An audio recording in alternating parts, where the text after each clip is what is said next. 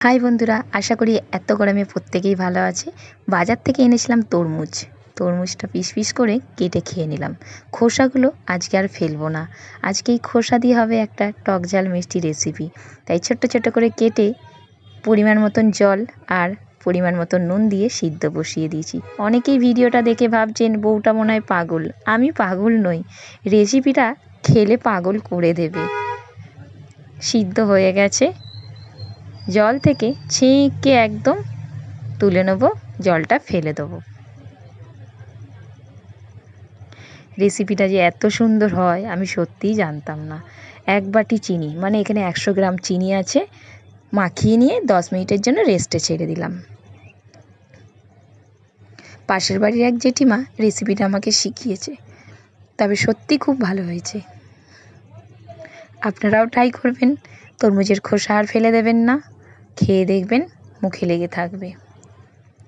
একবার যদি বানিয়ে কাউকে খাওয়ান সে বারবার চাইবে খেতে।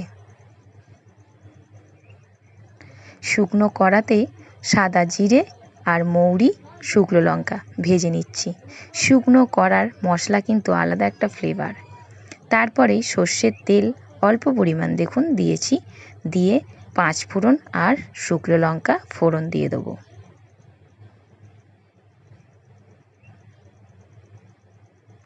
সবসময় আচারে অল্প তেলই দিতে হয়। 1/2 বাটি তেঁতুল গুলে নিয়েছি, দিয়ে দিলাম।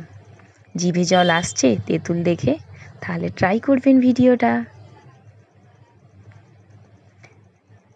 চিনি দিয়ে তরমুজের খোসা যে মাখিয়ে রেখেছিলাম সেইটা এবারে দিয়ে দেবো। গ্যাসটাকে স্লো করে দিলাম।